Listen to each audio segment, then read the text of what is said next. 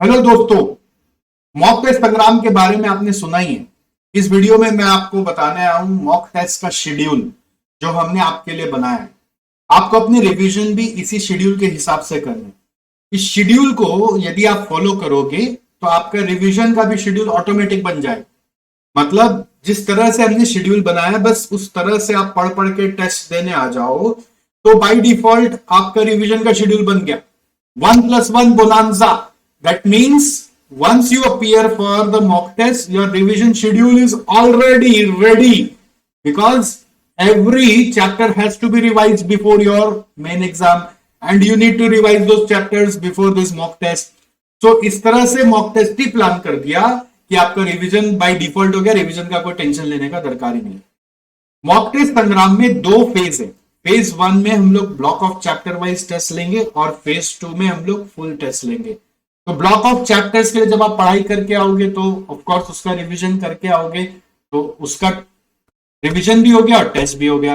और जब सारे ब्लॉक ऑफ चैप्टर्स खत्म हो जाएंगे तो फिर हम सेकंड रिवीजन आपका कराएंगे। सेकंड रिवीजन में आप फुल पूरा एक बार पढ़ के आओगे तो उसका रिवीजन भी हो गया और उसका फिर टेस्ट भी हो गया and then you become the exam ready.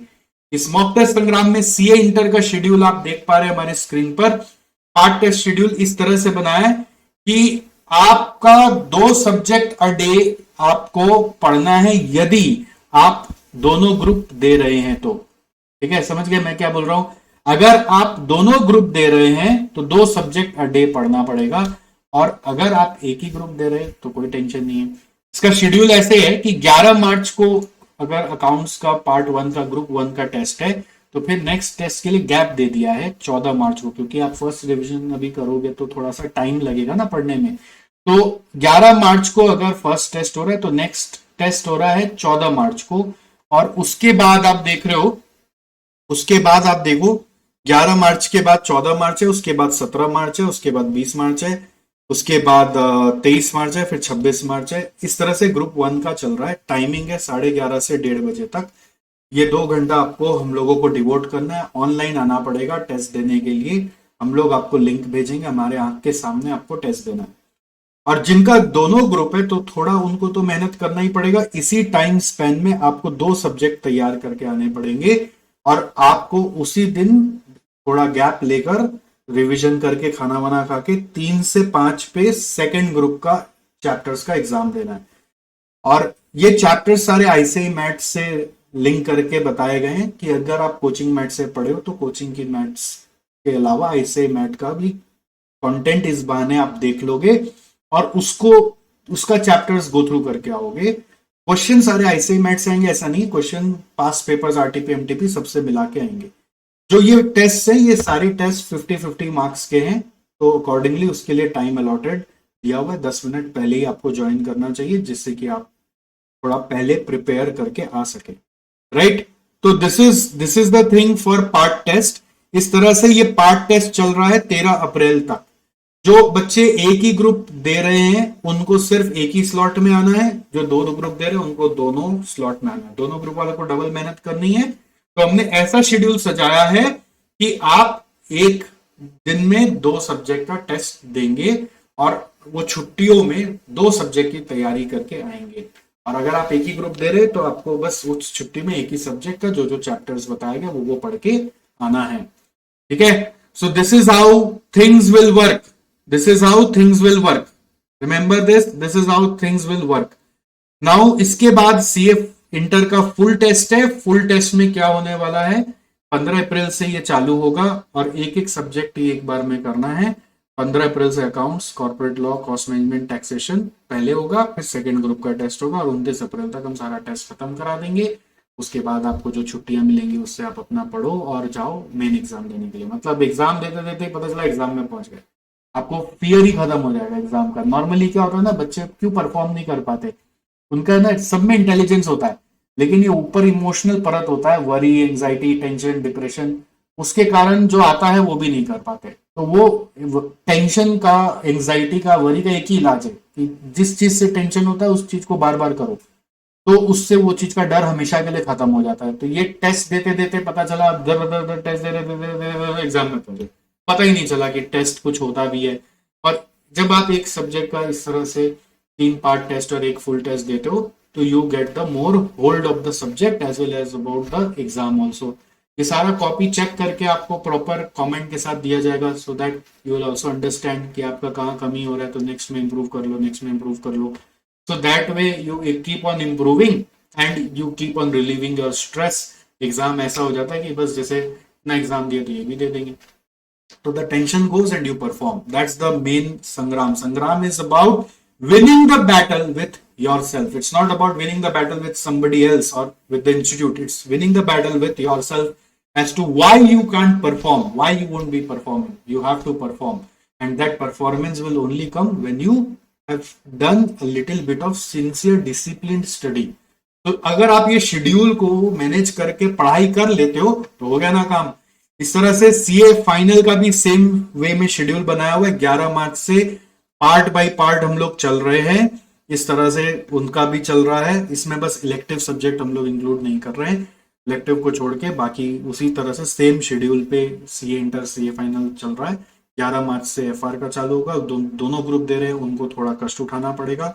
उसी टाइम पीरियड में 2 सब्जेक्ट पढ़ जाएंगे। बहुत बार होता है ना फर्स्ट रिविजन में आप ऐसे भी एक दिन में 2 सब्जेक्ट पढ़ते हो, तो उसी लॉजिक से आप 2 सब्जेक्ट पढ़ो और एज पर दिस शेड्यूल पढ़ो सो दैट आपका उतना टारगेट भी अचीव हो और फिर आप टेस्ट दे दो। टेस्ट के लिए बहुत बार बच्चों का रिजर्वेशन रहता है, पूरा तैयार नहीं हुआ है, थोड़ा ना सर डर लग रहा है, ये लग रहा है, वो लग रहा है, तुम टेस्ट देने आए कि नहीं आए।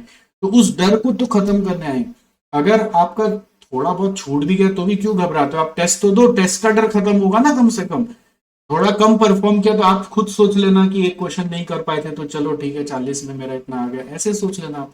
बट आपका टेस्ट का डर निकल जाना चाहिए। क्या होता है ना, टेस्ट के दिन जो गुड़गुड़ होती है पेट में, घुस बम्प होता है, लगता है तबियत खराब हो रहा है, लगता है छोड़ देंगे, लगता है क्या होगा फेल हो जाएंगे, तो वो सबको एकदम खत्म कर देना है।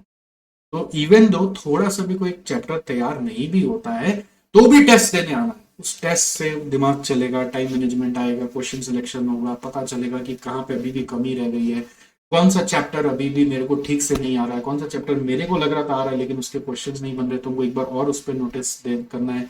जो कि आप समय रहते अभी भी कर लोगे ना तो थोड़ा सा परफॉर्मेंस बेटर हो जाएगा। यही चीज बच्चे फिर सीधा मेन एग्जाम में जाके फील करते हैं और फिर अल्टीमेटली 6 महीने बाद फिर एग्जाम देना पड़ता है, राइट। तो ये इनका भी फुल शेड्यूल है, सेम शेड्यूल है, जस्ट सब्जेक्ट चेंज किया गया है। और ये इसी 27 तारीख तक आप ये टेस्ट देंगे, उसके बाद जो गैप मिलेगा उसके बाद वापस फर्स्ट पेपर पढ़ के जुप अंदर एग्जाम हॉल के अंदर, पता ही नहीं चलेगा कि आप एग्जाम दे रहे हैं। तो ये फील मैं लाना चाहता हूं आपके अंदर, इसलिए हमने संग्राम बहुत मेहनत से आयोजित किया है। अभी सीए वालों के लिए लॉन्च किया है, सून हम लोग सीएमए वालों के लिए भी लॉन्च करेंगे, सीएमए इंटर फाइनल के लिए भी आएगा। बट आप अगर इसमें आओगे तो इसका फायदा मिलेगा। मैं तो चाहता हूं आप में से जिनको तकलीफ हो रहा है, बार बार लग रहा है कि अटेम्प्ट लग जा रहा है, समझ नहीं आ रहा क्या करें, तो वो समझ लाने का एक ही तरीका है। जैसे कि अपने लैब में जाके डायग्नोसिस करवाते टेस्ट होता है, तो वैसे ही यहाँ पर डायग्नोसिस और टेस्ट का एक ही साधन है और वो है मॉक टेस्ट। ये मॉक टेस्ट आपके अंदर का जो माइंड में घुसा हुआ है, नहीं घुसा हुआ है, क्या कमी रह गया, वो सब निकाल के आपके सामने रख देगा। कहाँ वीक होते हो, टाइम मैनेजमेंट में वीक हो जाते हो, क्वेश्चन सिलेक्शन में वीक हो जाते हो, हैंड राइटिंग में वीक हो जाते हो, ये सारे प्रॉब्लम्स तो सॉर्ट आउट हो जाएंगे। कोई पर्टिकुलर चैप्टर आता ही नहीं है, कोई थ्योरी लिखना नहीं आ रहा, कोई प्रैक्टिकल का वर्किंग्स प्रेजेंट नहीं कर पा रहे हो, वो सारे प्रॉब्लम मॉक टेस्ट से ही सॉल्व होते हैं।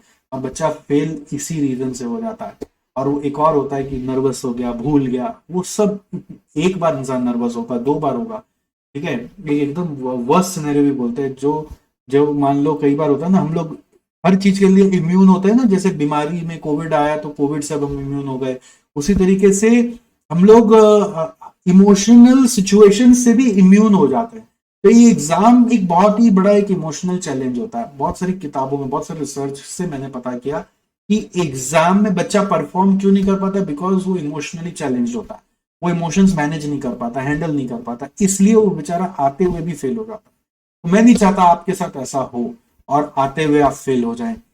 और ऊपर से अगर कहीं कमी रह गई है तो दिखता नहीं है अपने को, कई बार पता नहीं चलता, यू कांट जज। आप क्या मेरे पास आओगे बकवास करने के लिए कि सर आप पेपर दे दीजिए मैं सॉल्व कर लूंगा? दिस इज द मोस्ट बकवास way of giving the mock test. It doesn't work at all, because आप अपने आप से अपनी कमी खोज ही नहीं सकते, इट इज नॉट पॉसिबल। तो you need somebody to help you out. Normally India है, इंडियन कल्चर चलता है इंडिया में, जैसे हम लोग दवाई भी अपने से ही ले लेना चाहते हैं, बस चले तो हम लोग अपना ऑपरेशन सर्जरी भी अपने से ही कर ले, है ना। आजकल तो कोविड पीरियड में सब अपना हेयर कट भी खुद से करने लगे थे, तो lot of people try to do that but not everyone can do that. You have to understand कि आप किसी से सुन लिए थे, कोई रैंक होल्डर वो ऐसे कर लिया था, किसी ने वो ऐसे करके पास हो गया था, तो that will apply on you, it is not sure, right? So what works is something that works for all, and that's this mock test should work for all of us. It's not that it will not work for someone, it will work for someone. Mock test works for all of the students. So you should adopt the way which is sure shot. Don't go for that way कि मेरे को paper दे दो मैं देख लूंगा. That does not work at all. I'm telling you, अगर आप कभी भी वही स्ट्रेटजी वही थ्योरी है तो I am very very sure कि आपको फिर से अटेम्प्ट देना पड़ेगा.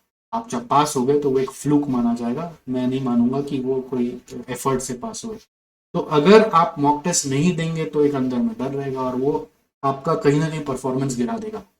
ठीक है, तो इस प्रॉब्लम का सोल्यूशन मॉक टेस्ट संग्राम है. अब और मत रुको, मत सोचो, थोड़ा सा फीस लगेगा लग जाने दो, बट अटेम्प्ट से बच जाओ.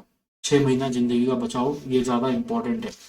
ठीक है, तो इसका ये शेड्यूल वगैरह आपको देखना, एक बार रेफर करना है तो इस वीडियो में डिस्क्रिप्शन में एक फॉर्म है, उसको भर लो, आपको उसमें मिल जाएगा और जल्दी से एनरोल करा लो. अब टाइम कम है, सीट्स कम है, हम लोग बहुत ज्यादा स्टूडेंट्स को लेके नहीं चलेंगे, लिमिटेड स्टूडेंट्स को लेके चलने वाले.